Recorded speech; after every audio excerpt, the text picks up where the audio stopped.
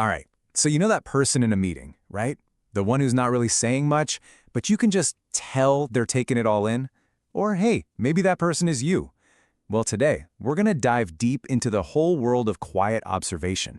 It's this trait that gets misunderstood all the time, but wow, it holds a really unique kind of power. Yeah, I bet that sounds familiar, right? That one person who just seems to be absorbing everything. They're noticing all the little shifts in the room that most of us totally miss. And here's the key. They are not checked out, not at all. They're actually tuned in, but on a completely different frequency. They're processing the entire ecosystem of the conversation. But okay, here's the thing.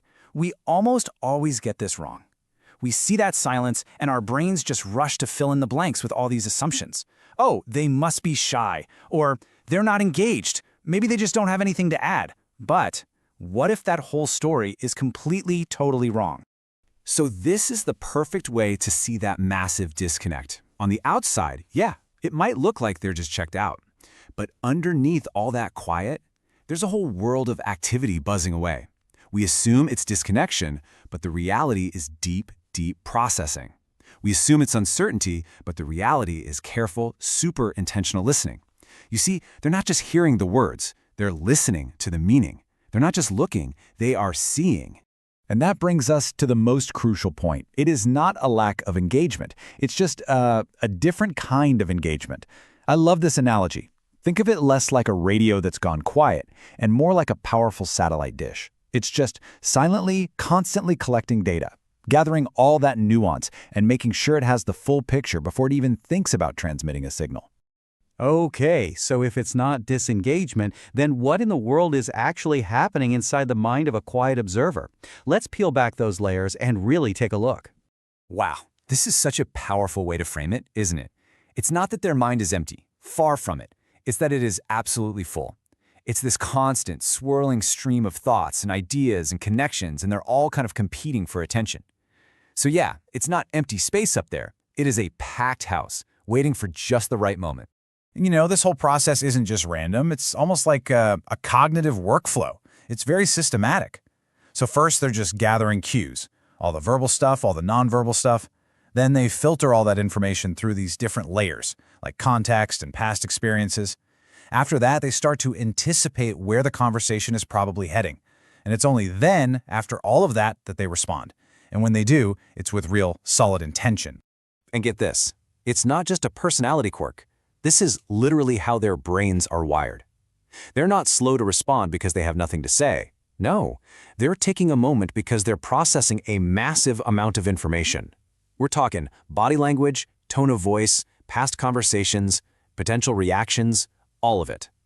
It's like their brain runs a full-blown simulation before it ever hits send. So this all brings up a really fascinating question, right? Are you just born this way, or is it something you learn? Well, as it turns out, it's usually a little bit of both. Let's dig into where this all comes from. For a lot of people, this whole trait is really an adaptation. Think about it. If you grew up in an environment that felt, well, a little unpredictable, your nervous system probably learned pretty quickly that it was a lot safer to just watch and understand a situation before you jump in.